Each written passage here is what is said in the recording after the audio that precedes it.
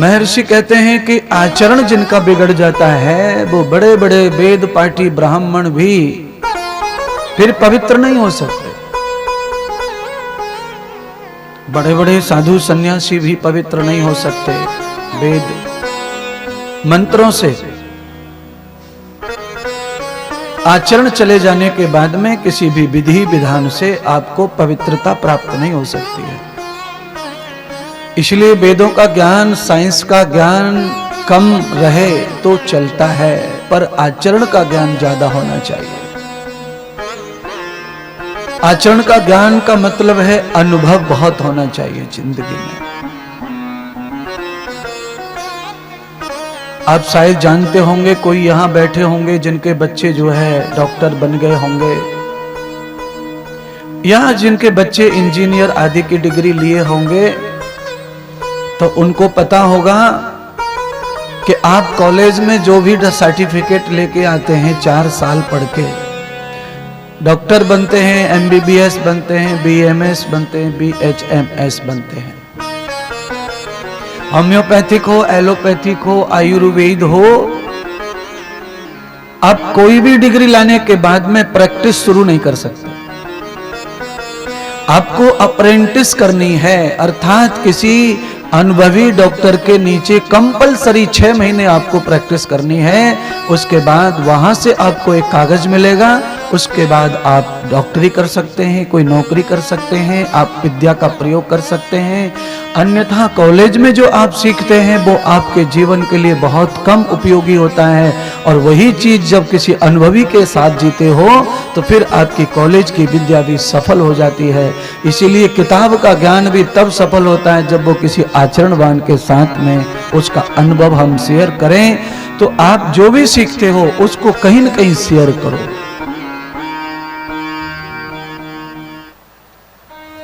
किसी को गुरु मानो,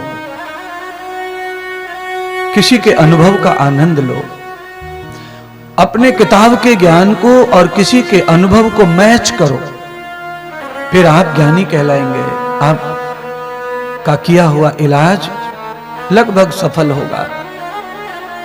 आप किसी कंपनी में जॉब करते हैं, इंजीनियर बन गए हैं, आपने बीटेक किया है, बीई किया है, बीबीसी किया है, एमसीए किया है, उसके बाद आपको जॉब मिलता है आपके सर्टिफिकेट के बेस पर जब नौकरी आप प्रारंभ करते हैं तो 3 महीने वहां ट्रेनिंग चलती है आपके। कॉलेज में क्या किया 4 साल, फिर कंपनी जब ट्रेनिंग दे रही है तो कंपनी के अपने हसूल होते हैं, फार्मूले होते हैं, कॉलेज की पढ़ाई अपनी होती है। आपके पास में किसी सब्जेक्ट का विशेष ज्ञान है, पर कंपनी उस ज्ञान को तब यूज करवाती है जब वो खुद पास करती है आपको।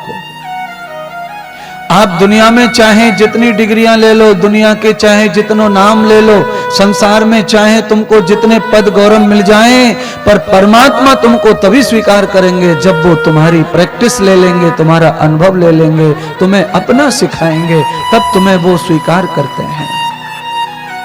इसीलिए परमात्मा के यहां जब भी हम जाएं तो हम प्रैक्टिस करके जाएं, अर्थात किसी गुरु के नीचे होके जाएं, गुरु जी के सानिध्य में होके जाएं, उनकी परछाई के साथ जाएं। कुछ दिन हम किसी महात्मा संत, किसी ज्ञानी आचरणवान, किसी विद्यावान, किसी आचारवान के चरित्र के साथ में जी करके भगवान के साथ जुड़ें। इसलिए हमारी सनातन सभ्यता, हमारी संस्कृति ये बताती है कि हम गुरु करते हैं। आज पहला दिन था, बहुत लोगों ने गुरु बनाया, दीक्षा ली। आवश्यकता ये नहीं है कि महात्मा इंद्रदेव तुम्हारे गुरु हों, पर आवश्यकता यह है कि जो भी आपका गुरु हो वो गुरु ही हो, गुरु के नाम पर आडंबर ना हो, तब तुम्हारी लाइन लगेगी, तब तुम्हारा जीवन बचेगा।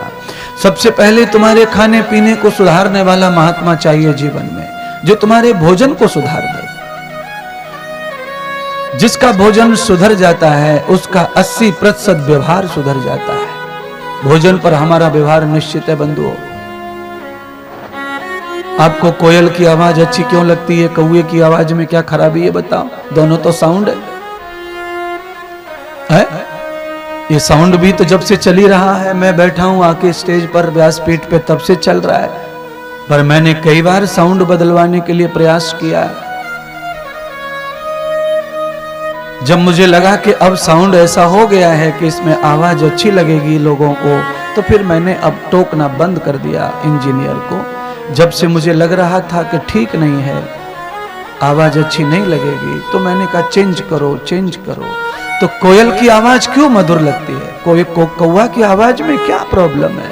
बस प्रॉब्लम यही है, आवाज ऐसी चाहिए, व्यवहार ऐसा चाहिए, ध्वनि ऐसी चाहिए, शब्द ऐसा चाहिए, बातें ऐसी चाहिए जो औरन को शीतल करे, आपहु शीतल होए। कहते कहते मुझे भी सुख मिले और आपको भी सुख मिले, बातों से, कथा से, उपदेश से, प्रवचन से। मैं सुनाते हुए व्याकुल रहूं और तुम सुनते हुए थके रहो तो क्या कथा सुनने आए? हम तो सीखने आए कुछ। हमारे पास में टाइम कहां है जीने के लिए, सीखने के लिए? हम सभी लोग बहुत बिजी हैं। समय का बड़ा अभाव है हमारे पास, बड़ी कमी है समय की।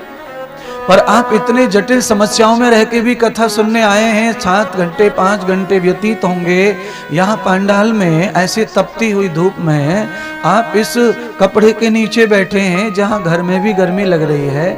और यहाँ देखो अब धीरे धीरे आपको गर्मी लगना बंद हो जाएगा और शीतलता मिलना शुरू हो जाएगा। ये शब्दों का प्रभाव होता है, ये प्रभु की कथा का, पॉजिटिव एनर्जी का और मीठे शब्दों का, आवाज का ये प्रभाव है।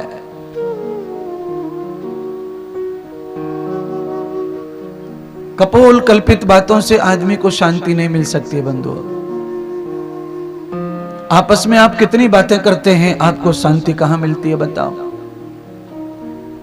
पूरी जिंदगी पति पत्नी से बतरा बतरा करके थक चुका है, पत्नी सुन सुन के थक चुकी है, पत्नी बात कर कर के थक चुकी है। थकने का मतलब है कोई 50 साल का हो गया, कोई 55 साल का हो गया, पर इतनी सारी बातें हम करते करते अभी तक इतनी उम्र बिता दी, पर हमारी दोनों की बातें अभी तक खत्म नहीं हुई, बातें शेष हैं। पत्नी शिकायत करती रहती है अड़ोसी पड़ोसियों को, जरा उनको समझाओ, वो मेरी सुनते नहीं, वो मेरी सुनते नहीं, और 40 साल से सुन रहा है। जितने दिन हो गए विवाह को तब से सुन रहा है। पत्नी भी सुन रही है, पति भी कहता है कि ये सुनती नहीं, कुछ मानती नहीं, अपने मन का करती है।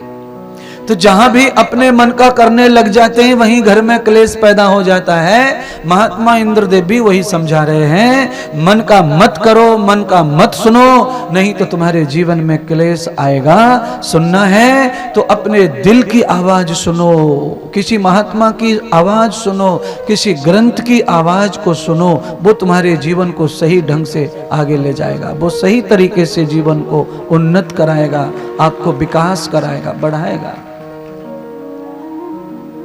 मन की सुन सुन के तो घाटा ही पड़ता है, क्योंकि मन हर पल नई बात सोचता है, मन को हर पल नया सुख चाहिए, मन में संतोष कभी नहीं हो सकता। महात्मा कहते हैं कि मन कभी नहीं मरता, मन मरे न आशा मरे, मन मर गए शरीर, मन मरे न आशा मरे, मर मर गए शरीर, आशा तृष्णा ना मरी, कह गए दास कबीर। अच्छा बोलिए, जिनके हाथ पैर थक गए, जो 70 साल के हो गए, जो बूढ़े हो गए, उनको क्या प्रॉब्लम आई है? उनसे क्यों झगड़ा हो रहा है घर में? 75 साल की अम्मा से झगड़ा कैसे कर रही है बहू? क्या हो गया भाई?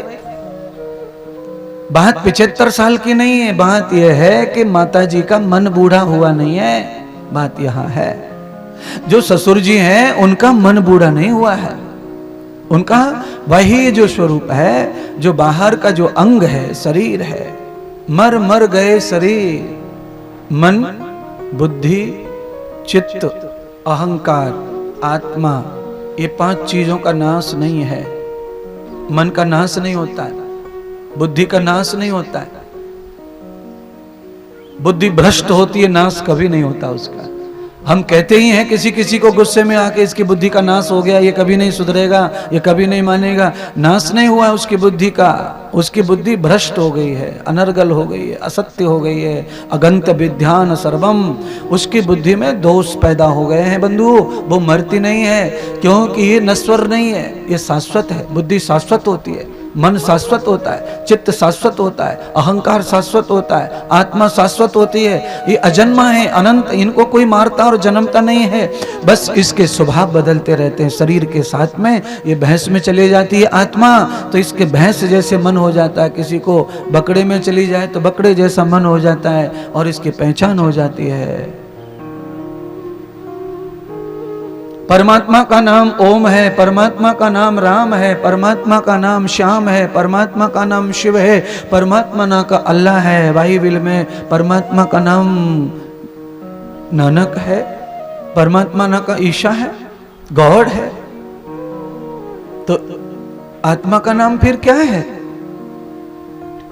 परमात्मा के इतने सारे नामों की पहचान बताई, पर आत्मा की पहचान नाम की नहीं बताई। आत्मा का पहचान क्या है? कैसे पहचाने आत्मा को? वैसे तो हम भगवान को भी नहीं जानते, मानते हैं खाली, लोग कहते हैं हम मानते हैं, हमारा विश्वास जताते हैं। आत्मा को भी नहीं जानता कोई। परमात्मा कहते हैं, परमात्मा का नाम अगर ओम है तो आत्मा का नाम क्या है? आत्मा का नाम कुछ नहीं है, आत्मा तो बेनामी है। आत्मा का नाम शरीर से पहचाना जाता है। ये कौन है? ये पुरुष है। ये कौन है? ये स्त्री है। आत्मा तो स्त्री भी नहीं है और पुरुष भी नहीं है। आत्मा गधा और घोड़ा भी नहीं है। आत्मा कबूतर और कोई चिड़िया नहीं है। आत्मा कौवा या कोई कोयल नहीं है आत्मा। पर आत्मा की पहचान शरीर से ही है जी। छाबड़ा जी, आप विधायक थे क्या 5 साल पहले? आप थे क्या? 5 बरस पहले आप विधायक नहीं थे, अर्थात आपकी ये पहचान नहीं थी। आज आपकी ये पहचान है। पर आप जब तक जियोगे, दोबारा कभी शायद ये सब चीज आपको मिल जाए, 10 बार मिल जाए, 100 बार मिल जाए या ना मिले, पर आपके साथ ये नाम जुड़ गया। आप वर्तमान या पूर्व, ये 2 नामों से जाने जाएंगे। हमेशा लोग कहेंगे कि ये पूर्व विधायक आ गए, ये वर्तमान विधायक आ गए। लोग इस तरह का सम्मान आपको देंगे, क्योंकि आपके सौभाग्य से, आपकी प्रारब्ध से, आपके पिछले जन्मों के प्रताप से ये सौभाग्य, ये यश, ये कीर्ति, जनता का प्यार, जनता की शक्ति आपको प्राप्त हुई है। ये शक्ति परमात्मा के यहाँ से आती है और वो प्राप्त होती है। मान और सम्मान, यश और अपयश प्रभु हाथ, ये भगवान के हाथ में है। और मुझे जो प्राप्त हुआ है व्यासपीठ पर बैठने का सौभाग्य, ये बुद्धि, ये भी मेरे तप, जप और परमात्मा की कृपा का ही खेल है महाराज। आदमी का तप और जप, बुद्धि की संरचना हमारे द्वारा होती है। बुद्धि तो जड़ है, जैसे खेत में पड़ी हुई मिट्टी का कोई अस्तित्व नहीं है।